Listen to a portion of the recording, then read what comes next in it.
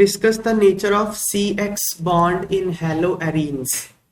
Haloarenes में carbon और halogen bond के बारे में पूछा गया है, ठीक है। Due to resonance there is partial double bond character in CX bond in haloarenes. Hence, CX bond in haloarenes is difficult to break as compared to that in haloalkenes.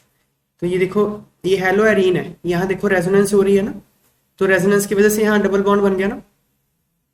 इसके resonating structure में यहाँ double bond बन रहा है, तो इसके real hybrid ही होगा ना, यहाँ पे डॉट डॉट डॉट डॉट दिखा हुआ है, पार्शियल डबल बॉन्ड होगा। सो एक्चुअल मॉलिक्यूल तो ये है, ये तो इसके हाइपोथेटिकल रेजोनेटिंग स्ट्रक्चर्स हैं, है ना। तो इसके एक्चुअल मॉलिक्यूल में रियल हाइब्रिड में पार्शियल डबल बॉन्ड कैरेक्टर है between carbon and halogen bond. लेकिन अगर आप हेलो एल्केन देखोगे RX, यहां ये सिंगल बॉन्ड होता है। तो कौन बॉन्ड डिफिकल्ट है ब्रेक करना, बताओ?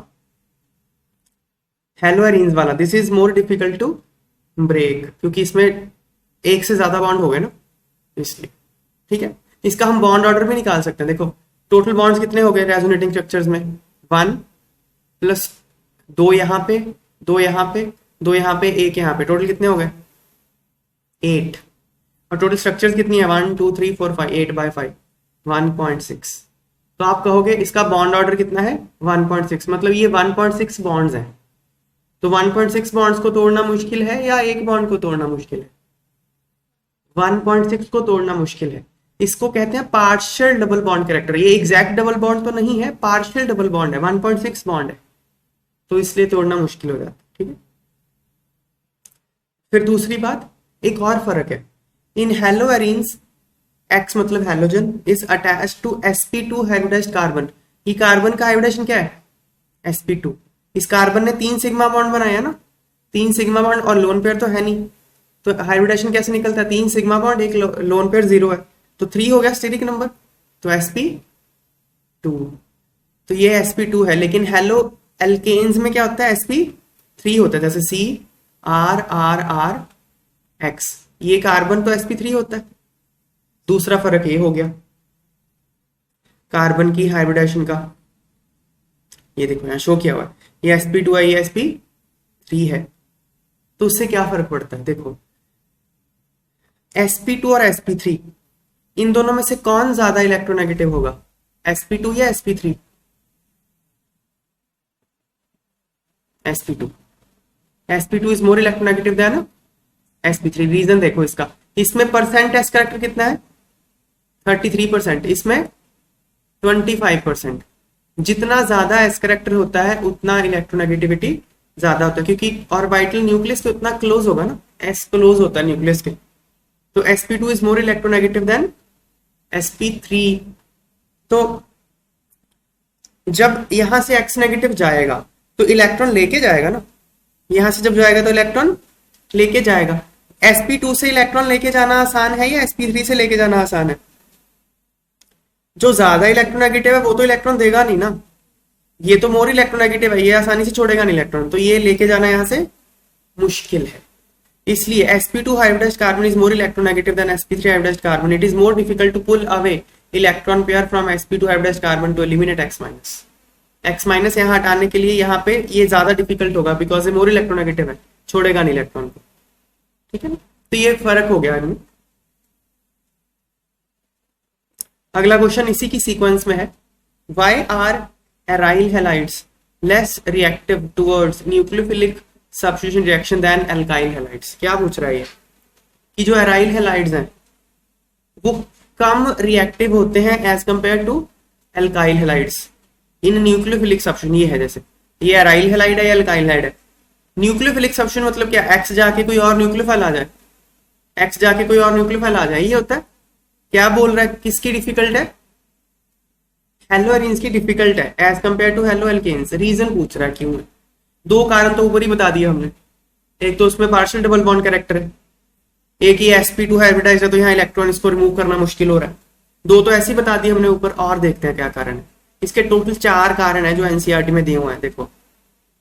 अच्छा, और भी है, how can we enhance the reactivity of aryl halides. पहले बोल रहा है कि एराइल हैलाइड न्यूक्लियोफिलिक सब्स्टिट्यूशन में कम रिएक्टिव है, दूसरा बोल रहा है कि अच्छा कम रिएक्टिव है तो बढ़ाएं कैसे, बताओ। देख, Aryl halides are less reactive than alkyl halides towards nucleophilic substitution reactions because of following reasons. क्या? पहला, because of resonance in haloarenes there is partial double bond character in CX bond, thus it is difficult to remove. ये बात हमने करी ली, resonance के कारण CX bond में partial double bond character आ जाता है, यहाँ शो किया हुआ है, इसलिए इसको ब्रेक करना मुश्किल होता है as compare to haloalkane. चलो सेकंड पॉइंट वही है जो ऊपर हमने डिस्कस किया. In haloarenes halogen is attached to sp2 hybridised carbon, sp2 के साथ जुड़ा हुआ है, ठीक है ना. और हेलो एल्केन्स में ये sp3 के साथ जुड़ा हुआ है. sp2 hybridized carbon is more electronegative. This is more electronegative than sp3. Thus, it is more difficult to pull away electron pair from sp2 hybridized carbon to eliminate X minus. ऊपर वाली बात ही repeat हो रही है. Next point, अब 2 point तो तीसरा देखो. Aryl carbocation formed after removal X minus is unstable because it has little tendency to be formed. Aryl कार्बो, ये मैं समझाता हूं. देखो ये जो एराइल, ये वाला एराइल तो एक जनरल टर्म हो गया, ये फिनाइल कार्बोकेटायन है, ठीक है. ये स्टेबल नहीं होता, इसका रीजन देखो क्या है.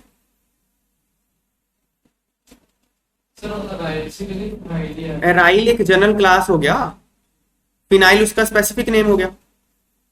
जैसे ये हेलो एरीन है, इसमें बेंजीन का इलेक्ट्रॉन क्लाउड ऐसे होता है ना, पी ऑर्बिटल बेंजीन के. ये बेंजीन के पी ऑर्बिटल है, ऊपर क्या है, ऐसे डबल बॉन्ड ऐसे बना हुआ, ऐसे ही है ना, ऐसे ही है ना. तो इलेक्ट्रॉन डीलोकलाइज होते हैं, ऐसे पूरा इलेक्ट्रॉन क्लाउड होता है यहाँ पे, ऐसे होता है ना, इलेक्ट्रॉन क्लाउड होता है. ऐसे नीचे भी होगा इलेक्ट्रॉन क्लाउड, इसको बोलते हैं सैंडविच. की ring planar, benzene is a planar ring, उसके ऊपर भी इलेक्ट्रॉन क्लाउड, उसके नीचे भी इलेक्ट्रॉन क्लाउड, सैंडविच बन जाता है उसका. अब जब आपने इसको निकाल दिया Cl को यहां से, ठीक है, तो क्या होगा. अब वो जो इलेक्ट्रॉन गए हैं वो कहां से गए हैं, वो sp2 हाइब्रिड ऑर्बिटल से गए हैं. ये ऑर्बिटल तो sp2 है ना, ये तो ऐसे का वैसे ही, रिंग तो वैसे ही है, रेजोनेंस ऊपर चली रही है अपनी, ऊपर रेजोनेंस चली रही है. यहां पे एक ऑर्बिटल था sp2 जो आपने खाली करा दिया Cl इलेक्ट्रॉन, तो यहां आ गया पॉजिटिव चार्ज. अब ये पॉजिटिव चार्ज, ये जो वेकेंट ऑर्बिटल नीचे रह गया, ये वेकेंट कौन सा ऑर्बिटल है, sp2, वेकेंट sp2 ऑर्बिटल है. यहां पे तो इलेक्ट्रॉन की सप्लाई आ ही नहीं रही जो ऊपर घूम रहे हैं, समझ में आई बात है.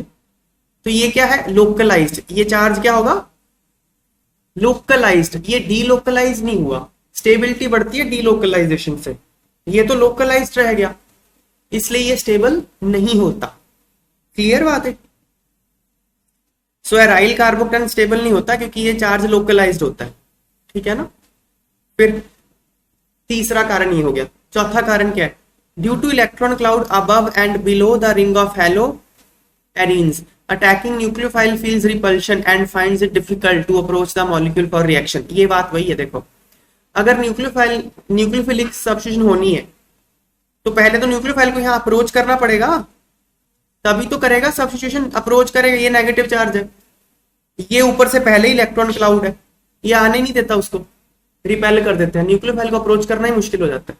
तो ये 4 कारण है कि न्यूक्लियोफिलिक सब्स्टिट्यूशन हेलोरीन्स में नहीं हो पाती, आसानी से नहीं हो पाती. ऐसा नहीं कि होती नहीं है, डिफिकल्ट है, बहुत डिफिकल्ट है. तो करें क्या, देखो करना क्या है, ये इलेक्ट्रॉन क्लाउड की वजह से प्रॉब्लम हो रही है. रिंग के ऊपर जो इलेक्ट्रॉन क्लाउड है यही इसको आने नहीं दे रहा. तो आप किसी तरीके से अगर इलेक्ट्रॉन डेंसिटी कम कर दो रिंग में, तो थोड़ा सा आसान हो जाएगा काम, है कि नहीं, हो जाएगा ना थोड़ा सा आसान. तो फिर कैसे कम करेंगे electron density, electron withdrawing group लगा के, -m ग्रुप लगा दो जो इलेक्ट्रॉन खींच ले. We can enhance the reactivity of aryl halide by attaching electron withdrawing group such as nitro group to aromatic ring. यहां देखो, यहां लगाया हुआ, यहां रेजोनेटिंग स्ट्रक्चर दिखाई हुई है इसकी. ये नाइट्रो ग्रुप लगा दिया, NO2 ग्रुप लगा दिया, ये खींच रहा है इलेक्ट्रॉन क्लाउड. देखो ये रेजोनेंस समझ में आ रही है, इसकी इलेक्ट्रॉन क्लाउड खींच लिया इसने, तो ये इलेक्ट्रॉन खींच रहा है. तो क्या हो गया, from resonating structure of nitrobenzene it is clear that nitro group decreases electron density of a benzene ring. electron density कम कर देगा benzene ring की. due to this decrease in electron density nucleophile finds it easier to approach the aromatic ring, तो क्योंकि कम होगी electron density इसलिए nucleophile आसानी से approach कर सकता है. Does reactivity of aromatic ring towards nucleophilic substitution increases, तो फिर reactivity बढ़ जाती है. As electron density is decreased more at ortho and para position, nucleophilic substitution is preferred at ortho and para position. ये देखो इलेक्ट्रॉन डेंसिटी कहां कहां ज्यादा कम हुई है, ऑर्थो और न्यूक्लियोफाइल को क्या चाहिए, न्यूक्लियोफाइल को तो पॉजिटिव चार्ज चाहिए ना, न्यूक्लियोफाइल तो वहीं अटैक करेगा जहां पे पॉजिटिव चार्ज है. अब OH माइनस आ गया, वो कहां अट्रैक्शन फील करेगा बताओ मुझे, पॉजिटिव की तरफ ही करेगा ना फील, न्यूक्लियोफाइल है भाई वो. तो न्यूक्लियोफाइल कहां जाएगा जहां इलेक्ट्रॉन डेंसिटी कम है, कम कहां है ऑर्थो पैरा पे, इसलिए ऑर्थो और पैरा पे जाएगा न्यूक्लियोफाइल. ठीक है. Next, it is difficult to replace chlorine by OH in chlorobenzene in comparison to that in chloroethane. सही है बात है, असर्शन सही है, असर्शन तो सही है, ऊपर इतनी बात तो इसी की करी है. क्लोरोबेंजीन से उसको, ये क्लोरोबेंजीन है, ये क्लोरोइथेन है, ये डिफिकल्ट है, अभी तो इतनी बात करके हटे ऊपर, तो सही है असर्शन तो. Reason, chlorine carbon bond in chlorobenzene has partial double bond character due to resonance. Reason भी सही है, हालांकि 4 रीजन है लेकिन एक तो सही दे ही दिया उसने, तो सही है. तो क्या आ गया, असर्शन भी सही, रीजन भी सही, और रीजन असर्शन का करेक्ट एक्सप्लेनेशन भी है.